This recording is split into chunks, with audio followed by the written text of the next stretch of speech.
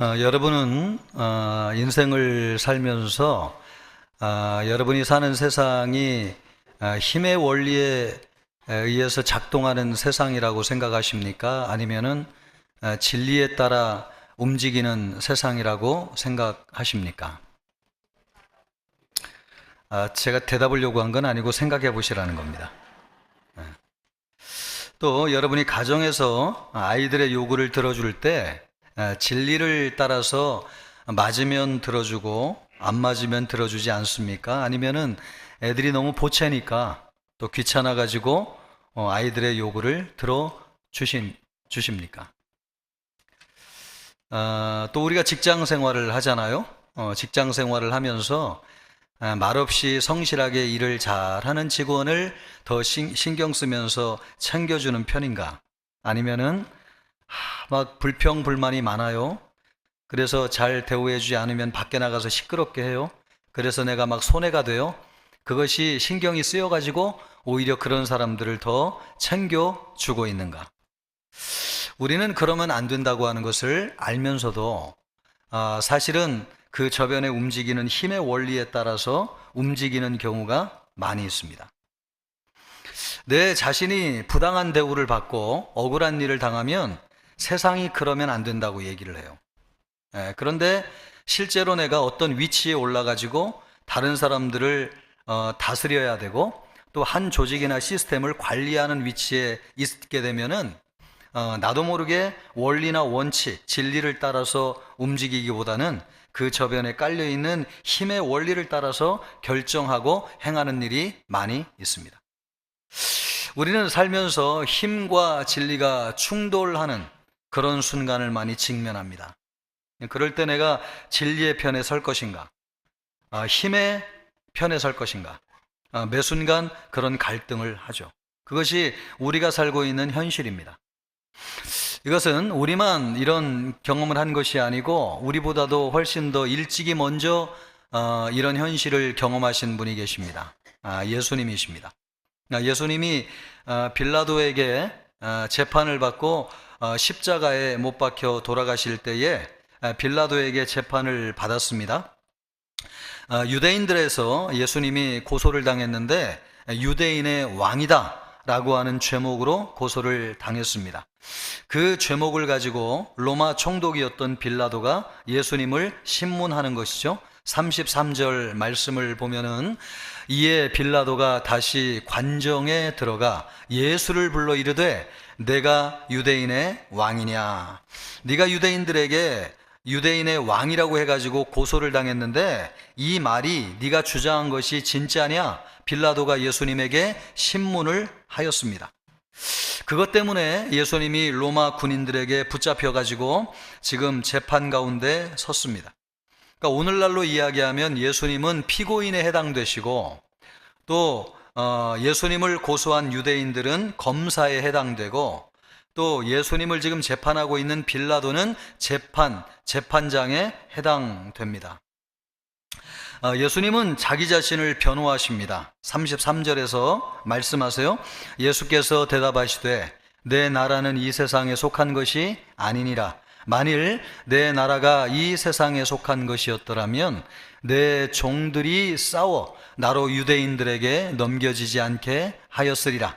이제 내 나라는 여기에 속한 것이 아니니라. 네가 얘기하는 대로 내가 유대인의 왕인 것은 맞다. 그러나 내 나라는 이 세상에 속한 것이 아니다. 나는 로마에 반역을 한 적도 없고 사람들에게 세금을 바치지 말라고 얘기한 적도 없다라고 말씀하셨습니다. 그러니까 빌라도가 아무리 조사를 하고 신문을 해도 예수님에게서 아무런 죄를 발견할 수가 없었습니다. 그래서 빌라도가 38절에서 이렇게 선언하는 것입니다. 이 말을 하고 다시 유대인들에게 나아가 이르되 나는 그에게서 아무 죄도 찾지 못하였노라. 빌라도가 예수님에게 아무런 죄를 찾지 못했습니다. 유대인들은 유월절이 되면은 죄수 한 명을 풀어주는 전통이 있었습니다. 그래서 빌라도가 그것을 알고 아무리 조사해도 예수에게는 죄가 없으니까 예수를 풀어줘야 되겠다. 그렇게 결심을 했어요. 그래서 예수님을 풀어주려고 했습니다. 그런데 거센 반대에 부딪혔습니다. 유대인들이 거세게 저항하면서 절대로 예수는 풀어주면 안 된다, 강하게 소리를 쳤습니다. 당시에 이 유대인들의 압박이 얼마나 심하였는지 오늘 동일한 사건을 기록하고 있는 누가복음 23장 23절 25절 말씀을 보면 상세하게 기록되어져 있는데 그 분위기를 잘 알 수 있습니다. 그들이 큰 소리로 재촉하여 십자가에 못 박기를 구하니 그들의 소리가 이긴지라. 이에 빌라도가 그들이 구하는 대로 하기를 언도하고 그들이 요구하는 자 곧 밀란과 살인으로 말미암아 옥에 갇힌 자를 놓아주고 예수는 넘겨주어 그들의 뜻대로 하게 하니라. 빌라도가 이렇게 하면 안 되는 것이었죠. 예수님은 죄가 없었습니다. 그런데 빌라도가 유대인들의 목소리를 이기지를 못했어요. 그래가지고 그냥 두면은 나라가 뒤집어지고 반란이 일어날까 싶어가지고 이 유대인들의 요구가 정당한 요구가 아닌 줄 알면서도 빌라도가 그들의 요구를 들어주었습니다. 그래서 예수님을 십자가에 못 박기로 결정을 한 것입니다. 이와는 정반대로 이런 상황 가운데서도 아주 의연하게 이 상황을 대처하고 계신 분이 계신데 바로 그분은 예수님이십니다. 예수님은 지금 목숨이 경각에 달려있는 상황이었는데 어떻게 이처럼 의연하게 이런 상황을 대처할 수 있었을까? 그것은 예수님이 진리 가운데 계셨기 때문에 그렇습니다. 37절 말씀을 보면은 예수님이 직접 말씀하고 있는데 우리가 그것을 잘 알 수 있어요. 내 말과 같이 내가 왕이니라. 내가 이를 위하여 태어났으며 이를 위하여 세상에 왔나니 곧 진리에 대하여 증언하려 함이로라. 무릇 진리에 속한 자는 내 음성을 듣느니라. 진리에 대하여 증언하려 함이라. 우리 예수님은 진리가 무엇인지를 안다는 것이죠. 예수님 자신이 진리이셨어요. 그래서 사람들이 아무리 소리를 치고 난리를 부려도 예수님은 흔들리지 않았어요. 진리가 무엇인지를 알았기 때문에 그렇습니다. 사람들이 모여가지고 외치고 휩쓸려가고 또 막 모든 사람들이 그쪽으로 움직인다고 해가지고 그것이 진리가 아니라고 하는 것을 알았습니다. 여러분이 빌라도의 법정을 보면 힘과 진리가 부딪히고 있다고 하는 것을 알 수 있습니다. 빌라도는 이 힘과 진리가 부딪히는 와중에 힘의 원리를 따라 움직였고 예수님은 진리의 편에 서 계시다고 하는 것을 우리가 알 수 있습니다.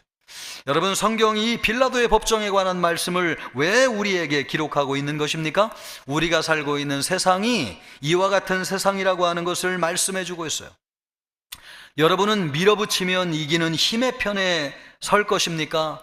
아니면은 많은 사람이 따라가지는 않지만 진리 편에 설 것입니까? 이것을 이 성경이 오늘 우리에게 묻고 있는 것이죠. 빌라도는 힘에 밀려가지고 예수님이 죄가 없다고 하는 것을 알면서도 예수님을 죽게 내버려 두었습니다. 그러나 예수님은 진리 편에 서 계셔서 죽음이 목전에 왔지만은 흔들리지 않았습니다. 여러분은 어디에 서 계신 것입니까? 이 성경이 우리에게 말씀하는 바는 우리가 살고 있는 세상이 이와 다르지 않다는 것이죠. 여러분, 우리가 세상을 살면서 한탄하는 이유가 무엇입니까? 세상이 공정하지 않다는 거예요. 세상이 정의롭지 않다는 것입니다. 유전무죄, 무전유죄. 힘있고 돈 있는 사람은 무죄, 힘없고 돈 없는 사람은 유죄, 이런 생각을 가지고 살고 있어요. 세상이 공평하지 않고 공정하지 않다고 생각해요. 옳은 것임에도 불구하고 힘에 밀려가지고 진리가 지는 세상이라고 생각해요. 법이 모든 사람에게 공평하게 적용된다고 생각하지 않아요. 원리와 원칙이 모든 사람에게 동등하게 적용돼야 되는 것이 맞는데 어떤 사람에게는 적용되고 어떤 사람에게는 적용되지 않는다고 생각해요. 힘없는 사람에게는 무자비하게 적용하고 또 힘 있는 사람은 법을 피해가고 그런 세상에 살고 있다고 생각해요. 힘과 진리가 충돌하는데 여러분, 어떤 사람은 힘의 편에 서 있고 어떤 사람은 진리 편에 서 있습니다. 여러분이 똑같은 일을 했는데 똑같은 대우를 받지 못한다고 하면 얼마나 화가 나겠어요. 이 자리에 와 있는 성도님들 가운데 그런 불과 같은 마음을 안고 이 자리에 앉아 계신 분이 계실 거예요. 일은 내가 훨씬 더 많이 했는데 일 하나도 안 한 사람이 불평불만을 늘어놓고 밖에 나가지고 언론에 대고 시끄럽게 할까봐 그것이 두려워가지고 그 사람의 입을 막기 위해서 그를 더 대우해 준다고 하면 여러분, 우리의 속이 얼마나 뒤집어지겠습니까? 왜 이런 일이 일어난 거예요? 이런 일이 일어나면 안 되잖아요. 이런 세상이 되면 안 되잖아요. 그런데 왜 이런 일이 일어나는 것입니까? 진리의 편에 서서 진리대로 하지 아니하고 힘에 편승하여서 힘의 원리대로 하는 사람들이 월등히 많은 세상을 우리가 살아가고 있기 때문에 그렇습니다. 힘과 진리가 같은 편이면 너무 좋을 것 같아요. 저를 향해서 여러분이 그렇게 물을 수 있지 않아요? 목사님, 그럴 것 같으면 힘과 진리가 같은 편이면 좋잖아요. 맞아요. 그런데 우리가 사는 이 우주 공간 가운데서 유일하게 힘과 진리를 동일하게 완벽하게 가지고 있는 분은 한 분밖에 없어요. 그분이 누구시냐? 하나님 한 분밖에 없어요. 하나님은 모든 진리의 원천이셔서 진리를 가지신 분이시고, 우리 하나님은 만왕의 왕이시라 모든 힘의 원천이시라 모든 힘을 다 가지고 계세요. 그래서 힘과 진리를 완벽하게 가지고 있는 분은 하나님밖에 없으세요. 우리 예수 믿는 사람들이 그나마 높은 자리에서 여러분 힘대로 하지 않고 진리대로 살아갈 수 있는 것은 우리는 하나님을 믿는 사람들이기 때문에 그렇습니다. 그러나 하나님을 믿지 않는 세상을 보십시오. 세상은 그렇지 않습니다. 힘을 가지면 진리대로 하지 않기가 쉬워요. 또 진리를 따르면 힘을 갖기가 어려워요. 세상에서는 세상에서 힘은 진리에서 나오지 않고, 왜 그러냐? 사단에게서 나오기 때문에 그렇습니다. 여러분, 세상에서 예수 믿지 않는 사람들에게서 힘의 원천은 어디에서 나오느냐? 사단에게서 나와요. 그래서 사단의 손을 잡는 거예요. 불의한 줄 알면서도, 불법인 줄 알면서도 왜 사단에게 손을 내미느냐? 힘의 원천이 거기에 있기 때문에. 그래서 여러분, 힘을 가진 사람은 진리 편에 서기 어렵습니다. 힘과 진리가 같은 편이 아닐 가능성이 많아요. 우리가 사는 세상에서 진리 편에 설 것인가, 힘의 편에 설 것인가, 우리는 선택해야 되는 순간이 많이 있습니다. 여러분에게 묻습니다. 여러분은 진리 편에 서야 되겠습니까? 힘의 편에 서야 되겠습니까? 다시 한번 묻겠습니다. 여러분은 힘의 편에 서야 되겠습니까? 진리의 편에 서야 되겠습니까? 그렇습니다. 그러나 이렇게 물으면 다르게 대답할 거예요. 여러분은 지금 힘의 편에 서 있습니까? 진리 편에 서 있습니까? 이렇게 생각해 보면 그러면 감사하지만 우리가 지금까지 살아온 우리의 일주일의 삶의 현실을 보면 진리의 길은 힘들고 어려워요. 그러나 모든 사람이 가는 길 따라가면 힘의 편에 서면 수월해요. 그래서 나도 모르게 힘의 편에 편승해 가지고 살아온 내 자신을 볼 수 있느냐? 그럼요. 그러므로 여러분, 이 말씀이 우리에게 도전하는 바는 뭐예요? 예수님을 죽일 것이냐 살릴 것이냐, 그 한가운데 힘과 진리가 충돌하고 있는데 우리는 어느 편에 설 것인가? 이것을 현실에서 매일매일 경험한다는 것이죠. 매일매일 경험해. 우리는 힘의 편이 아니라 진리 편에 서야 됩니다. 맞습니까? 왜 그런 것입니까? 예수님이 진리 편에 서 계시기 때문에 그렇습니다. 여러분, 우리는 세상에서 아무리 잘 나가도 재판장에 있는 빌라도의 위치에 서 있지 않아요. 여러분, 우리는 유대인들처럼 힘으로 밀어붙여가지고 뜻을 성취하는 유대인들의 자리에 있지 않아요. 우리가 예수 믿는 사람이라면 우리는 여러분 진리 편에 서 있습니다. 근데 예수님은 얼마나 부당한 대우를 받으시고 억울한 일을 많이 당하셨는지요. 예수님은 하나님이세요. 죄가 없는 분이세요. 더군다나 행위적인 죄를 진 적이 없어요. 나라를 전복시키기 위해서 반란죄를 진 적이 없어요. 예수님은 반란을 꿈꾼 적도 없고 군대를 양성한 적도 없고 정치적인 혁명을 꾀한 일도 없어요. 그런데 억울하게 힘에 밀려가지고 사형 판결을 받았습니다. 빌라도의 법정에는 세 종류의 사람이 나옵니다. 생사를 결정하는 권한을 가진 재판관 빌라도입니다. 또 힘으로 모든 것을 밀어붙여가지고 뜻을 관철하려고 하는 유대인들입니다. 또 아무 힘없이 거센 저항에 부딪혀가지고 죽음 앞에 있지만 말 한마디 못하고 그냥 묵묵부담으로 힘없이 서 있는 예수님이십니다. 여러분은 어디에 해당된다고 생각하십니까? 여러분, 거대한 세상에 나가보십시오. 여러분이 살다 온 세상을 돌아보십시오. 여러분 중에서 여러분이 인생을 살아오면서 빌라도의 위치에 나는 있었다라고 생각하는 사람이 있을까요? 없어요, 그런 사람은. 아니면 힘으로 밀어붙이는 유대인들의 편에 나는 서 있다, 이렇게 얘기할 수 있는 분이 있을까요? 아니요. 만약에 우리가 그렇다면 우리는 잘못된 자리에 있는 것입니다. 우리는 예수님의 자리에 있고 진리를 따르는 편에 서 있는데, 우리가 빌라도의 자리에 있고 힘으로 밀어붙이는 유대인들의 자리에 있다고 하면 그 자리는 우리의 자리가 아니에요. 그 자리는 우리의 잘못 있는 것입니다. 우리는 여러분, 하나님의 말씀을 믿고 사는 사람이라고 하면 우리는 그런 위치에 있어 본 적이 없어요. 왜냐하면 예수님은 그런 곳에 계시지 않기 때문에. 우리의 위치는 어디에 있느냐? 예수님이 계신 곳에 있습니다. 예수님이 계신 곳에. 그냥 진리가 맞는 줄 알면서도, 이것이 옳은 줄 알면서도 힘에 밀려가지고 우리의 진리가 꺾여지는 현실을 경험하는 그 자리에 예수님이 계신데, 그 자리에 우리가 있습니다. 예수님처럼 힘에 밀려 억울한 일을 당하고 부당한 대우를 받는 것이 우리예요. 우리가 맞는 말을 하지만 세상 사람들은 귓등으로도 듣지 않아요. 사람들은 우리 말을 무시하고 힘으로 밀어붙여서 자기들이 원하는 것을 얻습니다. 진실이 거짓이 되고 거짓이 진실이 되는 세상을 바라보십시오. 세상을 진실이 이기는 것처럼 보이지 않아요. 거짓이 힘을 얻어가지고 진실처럼 퍼져나가고 있어요. 이런 것을 볼 때에 분노가 일어나요. 우리는 그런 자리에 있습니다. 여러분은 직장 생활을 하고 사업을 하고 세상에 살면서 이런 일을 수도 없이 당했을 것입니다. 아주 오래전의 일인데, 저에게는 외삼촌이 계신데요, 옆집에서 시비가 붙어가지고 크게 싸웠습니다.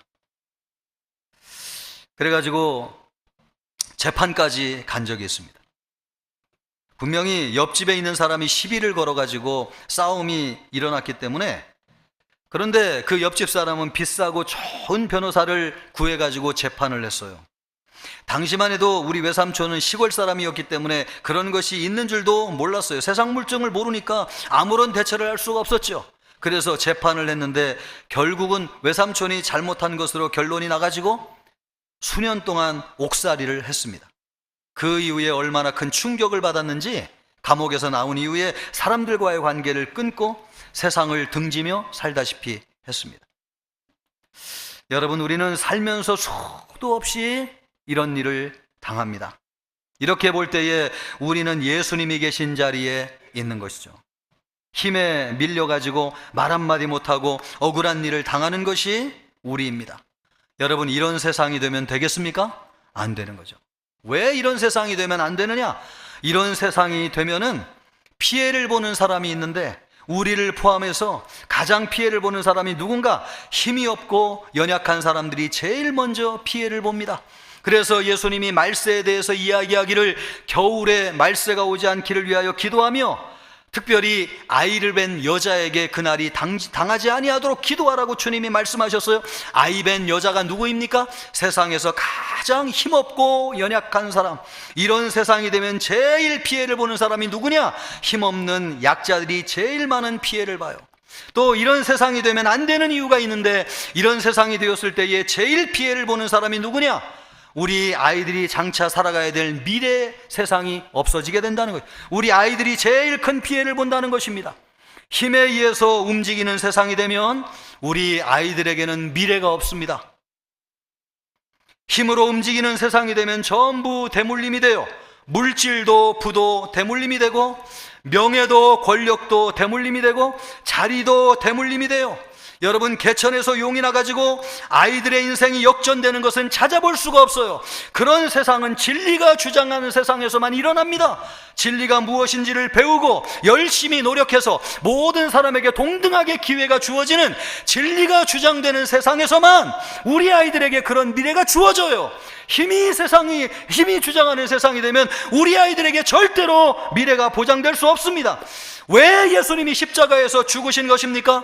우리에게 그런 세상을 주시기 위해서, 진리로 다스리고 통치하는 나라를 세우기 위해서 예수님이 불법 부당한 줄 알지만은 힘으로 저항하지 아니하고 끝까지 진리의 편에 서서 진리를 이루기 위해서 자기의 생명을 희생제물로 내어놓으셨습니다. 빌라도의 법정에서 부당한 재판을 받았지만은 힘대로 저항하지 아니하시고 진리대로 행하셨어요. 진리인 하나님의 말씀에 서서 힘으로 밀어붙이는 세상을 이기셨어요. 부당하게 십자가에서 죽으셨지만은 그것은 진리를 이루는 결과를 가져왔어요. 그래서 오늘날 우리가 살고 있는 이런 세상이 되었어요. 힘이 우리를 누르는 세상이 아니라 진리를 따라 살면 누구나 행복하고 자유로운 세상, 그 세상을 예수님이 이루어서 우리에게 주셔서 오늘 우리가 자유롭고 행복한 세상을 살고 있는 것입니다. 그래서 여러분, 누구나 예수님을 믿고 하나님의 말씀인 진리를 따라 살면 예수님이 우리에게 주시는 평안, 예수님이 우리에게 주시는 자유, 예수님이 우리에게 주시는 행복을 누리는 것입니다. 우리 모두 여러분이 모든 것을 누리실 수 있기를 주님의 이름으로 축복합니다. 그러므로 우리가 어디에 서야 되느냐? 진리 편에 서야 돼요. 지금은 힘이 이기는 것 같아요.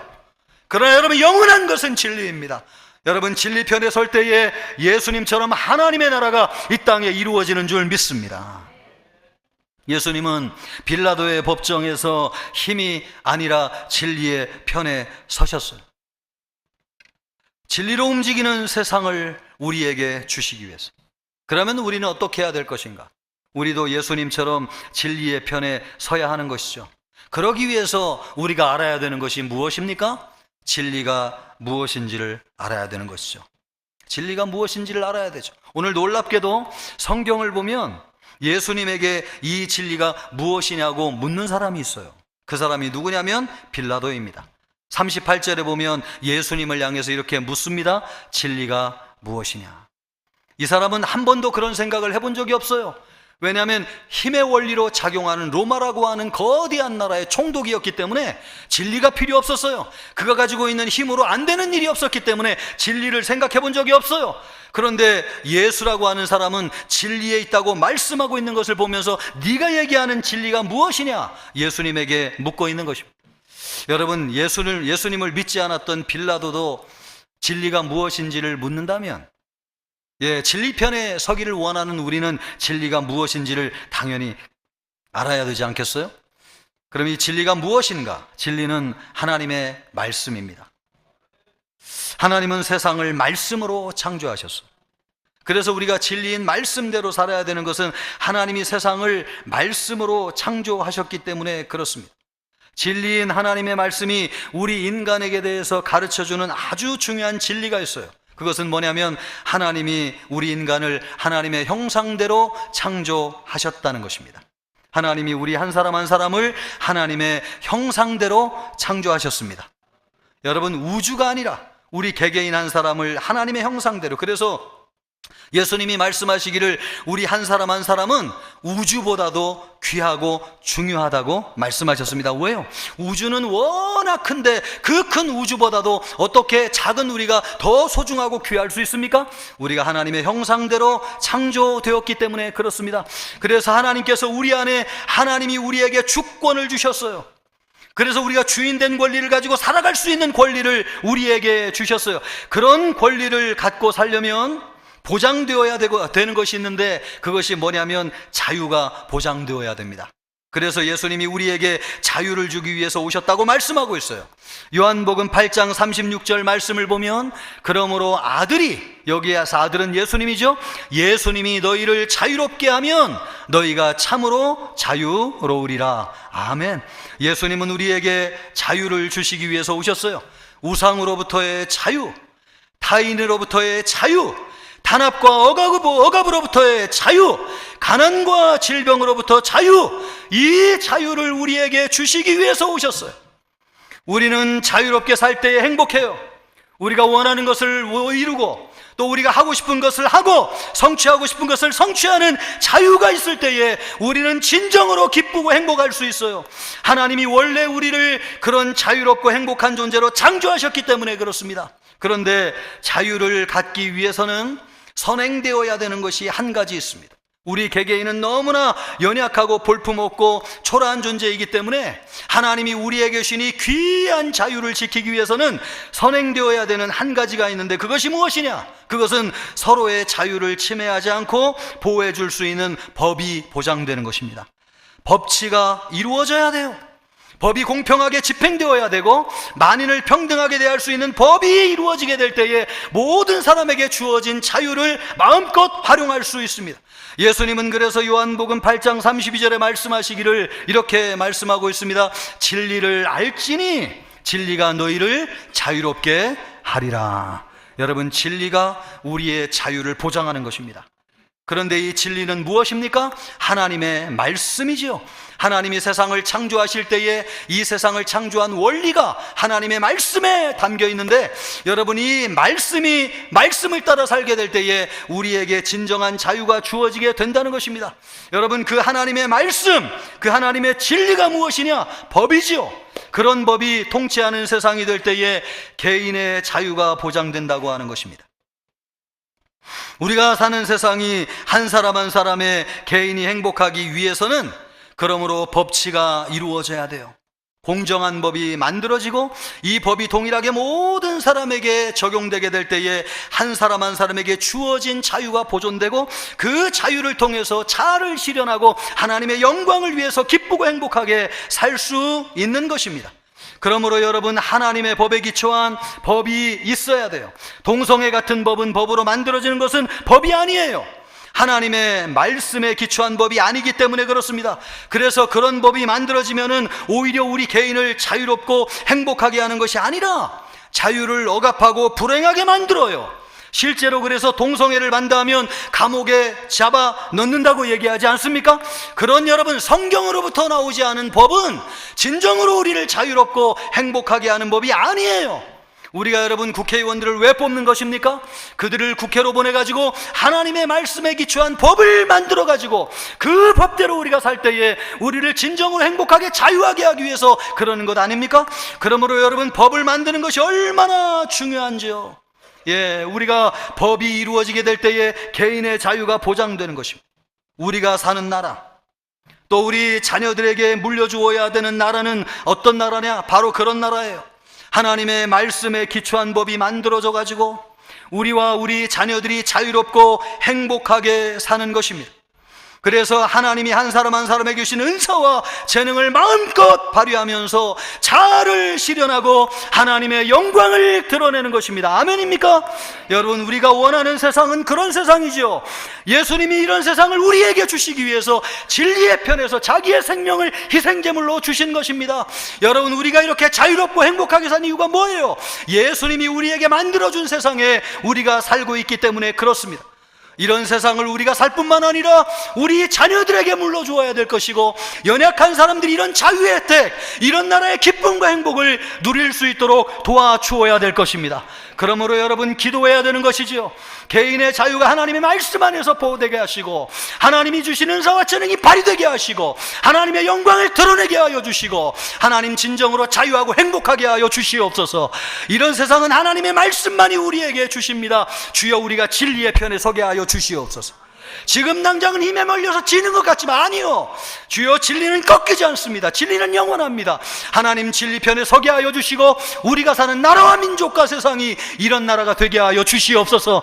그렇게 기도할 때에 우리 주님이 우리에게 그런 나라와 민족을 우리에게 주실 줄 믿습니다. 여러분, 또 하나 진리가 무엇입니까? 예수님이 왕이라고 하는 것입니다. 37절 말씀을 보면 예수님이 이렇게 말씀하세요. 예수께서 대답하여 하시되, 같이 읽습니다. 예수께서 대답하시되, 내 말과 같이 내가 왕이니라. 내가 이를 위하여 태어났으며 이를 위하여 세상에 왔나니 곧 진리에 대하여 증언하려 함이로라. 무릇 진리에 속한 자는 내 음성을 듣느니라. 진리에 속한 자는 예수님의 음성을 듣는다는 거예요. 그 예수님의 음성이 무엇입니까? 내가 세상의 왕이니라. 우리의 왕은 누구신가? 예수님이십니다. 이 세상의 왕은 원래 하나님이셨어요. 하나님이 세상을 창조하셨기 때문에. 그러나 사단이 하나님의 왕권을 찬탈했어요. 우리 인간을 속여가지고 선악과를 따먹고 타락하게 만들어가지고 사단의 말에 순종하면서 우리는 사단의 종이 되었어요. 그래서 사단은 죄와 사망의 권세로 세상을 다스렸어요. 우리는 여러분 그 형벌로 저주 가운데 살았습니다. 그런 우리를 하나님이 너무너무 사랑하셔서 그냥 내버려 두지 아니하시고 구원하기로 작정하시고 우리에게 아들 예수 그리스도를 보내주셨어요. 예수님은 죄로 끊긴 하나님과의 관계를 회복하기 위해서 십자가에서 죽으심으로 죄와 사망의 권세를 멸하시고 우리를 거기에서 해방하시고 사단의 나라를 멸하시고 하나님의 통치를 회복하여서 하나님의 나라를 세우셨어요. 그래서 하나님이 자신의 왕권을 예수님에게 맡기셨어요. 이 세상에 예수님이 왕이 되셨어요. 에베소서 1장 21절 22절 말씀을 보십시오. 21절 22절 말씀, 모든 통치와 권세와 능력과 주권이 이 세상뿐 아니라 오는 세상에 일컫는 모든 이름 위에 뛰어나게 하시고 또 만물을 그의 발 아래, 그가 누굽니까? 예수님이시죠. 예수님의 발 아래 복종하게 하시고 그를 만물 위에 교회의 머리로 삼으셨느니라. 할렐루야. 예수님이 왕이 되게 하셨다는 것이죠. 하나님이 예수님에게 통치를 주시고 권세를 주시고 능력을 주시고 주권을 다 주셨어요. 예수님이 이 세상과 오는 세상의 왕이 되게 하셨어요. 여러분, 우리의 왕은 예수님이십니다. 여러분, 맞습니까? 우리에게 왕은 예수님밖에 없습니다. 그런데 예수님을 왕으로 섬기지 않는 사람들이 있습니다. 우상을 섬기는 사람들이죠. 우상을 섬기면 절대로 하나님 나라에 들어갈 수 없어요. 하나님 나라의 왕은 예수님이시기 때문에 예수님을 믿을 때만 그의 나라에 들어가는 것입니다. 그러나 예수님을 믿지 못하도록 만드는 우상, 그 우상을 따르면 하나님 나라에 들어갈 수 없는 것이죠. 이 세상 나라를 살아가면서도 마찬가지예요. 이 세상 나라를 살아가면서도 우리의 진정한 왕은 누구시냐? 예수님이십니다. 우리에게는 나라를 다스리는 정치 지도자들이 있습니다. 그들이 우리의 왕이 아니에요. 우리의 왕은 오직 예수님이십니다. 아멘입니까? 그렇다고 해가지고 나라를 다스리는 정치 지도자들을 인정하지 말라는 것 아닙니다. 로마서 13장 1절 말씀을 보십시오. 각 사람은 위에 있는 권세들에게 복종하라. 권세는 하나님으로부터 나지 않음이 없나니 모든 권세는 다 하나님께서 정하신 바라. 아멘이죠? 예, 정치 지도자들을 위해서 기도하고 그들의 통치를 따르며 복종해야 된다는 것입니다. 그렇다고 해가지고 그들을 왕으로 섬기는 것은 아니라는 것입니다. 정치 지도자들은 하나님이 나라를 다스리도록 세운 사람들에 불과해요. 하나님의 뜻을 이루는 도구에 지나지 않습니다. 물론 우리는 그들을 존중하고 따라야 되지만 맹종해서는 안 돼요. 그들은 무료하고 절대적으로 맞는 저 신적인 존재가 아니에요. 일시적으로 하나님이 쓰시는 사람에 불과합니다. 그런데 안타깝게도 정치 지도자들에게 너무 깊이 빠져드는 사람들이 있습니다. 이것이 요즘 나타나는 팬덤 정치라고 하는 것입니다. 그런 사람들 앞에 가가지고 큰 절을 하고 눈물을 흘리고 그런 사람들이 어떤 말도 안 되는 얘기를 해도 그 말을 진리로 받들어 모시고 그 말이 믿다고 맞는다고 따르는 사람들이 있는 것을 볼 수 있습니다. 여러분, 이것이 모든 사람을 불행하게 하는 것입니다. 그 정치 지도자도 교만하게 만들어가지고 불행하게 하는 것이고 그를 따르는 백성들도 국민들도 불행하게 만드는 것입니다. 여러분, 우리의 왕은 예수님밖에 없습니다. 예수님만이 우리를 하나님의 나라로 인도하시는 분이세요. 여러분, 아무리 위대한 정치 지도자도 우리에게 하나님의 나라를 만들어주는 거 아닙니다. 하나님의 나라는 하나님이 만들어서 우리에게 주시는 나라. 그러므로 예수님을 믿을 때만 들어가는 나라가 하나님의 나라예요. 정치 지도자들 하나님이 쓰시는 도구에 불과해요. 정치 지도자들이 우리에게 하나님의 나라를 만들어주는 것 아닙니다. 그러므로 여러분, 우리는 왕이신 예수님을 믿음으로 말미암아 모든 성도들이 그 안에서 하나가 되어야 될 줄로 믿습니다. 우리가 학벌이 어떻게 되느냐, 지역이나 출신이 어떻게 되느냐 아무 상관없어요. 우리의 왕은 예수님이세요. 우리 모두는 예수님 안에서 하나가 되는 것입니다.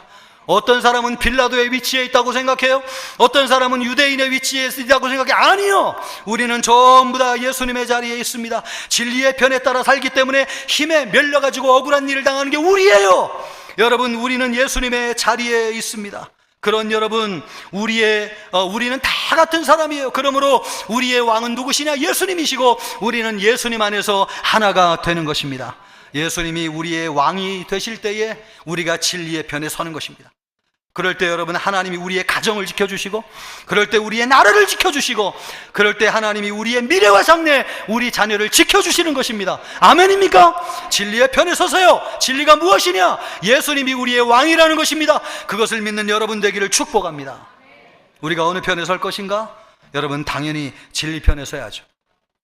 그러기 위해서 어떻게 해야 될 것인가? 여러분, 두 가지를 꼭 기억하세요. 먼저는 두려워하지 말고 진리를 말하세요. 예수님은 빌라도가 내가 왕이냐고 물었을 때에 예수님은 뭐라고 말씀하셨습니까? 그렇다. 네가 말하는 대로 내가 왕이니라. 그런데 그런 얘기를 하는 예수님의 행색이 얼마나 초라하고 볼품이 없었는지.